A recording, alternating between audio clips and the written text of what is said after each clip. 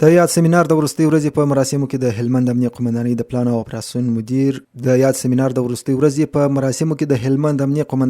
او اپراسیون مدیر مدیر الحاج مولوي عبدالغفار مسرور په خپل وینا کې وویل چې د راغلو تجربه لرونکو استادانو له لوري د نیمروز او هلمند ولایتونو د پلان او اپراسیون منسوبینو ته په بشپړ ډول علمي او مسلکي زده کړې ورکړل شوې او هیله لري چې ټول منسوبین په راتلونکي کې په معیاري توګه د پلان او اپراسیون په برخه کې بهترین خدماتونه ترسره کړي. د راغلي هیئت مشر ښاغلي مولوي محمد هاشم صمیم وویل چې په یاد سیمینار کې د هلمند او نیمروز ولایتونو د پلان او اپراسیون د مدیریتونو منسوبینو ته د 10 ورځو په جریان کې د عملیاتي پلانونو جوړول، د بحراني حالاتو جغرافیوي معلوماتي سیستم گزارش اخیستل او گزارش ورکول، د همغږي کولو پیاوړتیا او د اداري مدیریت اړوند بیلابېلې مسلکي زده کړې او لارښوونې د مسلکي استادانو له لوري ورکول شوې چې په آینده کې به د پلان او اپراسیون په برخه کې په لوړ معیار خدمتونه ترسره کړي. د هلمند امنیه قومندانۍ مطبوعاتي دفتر وایي په وروستیو کې یادو 15 تنو ته بریلیکونه ورکړل شوه او د لا ښه خدمت کولو لپاره دعا وشوه او سیمینار پای ته ورسېدی.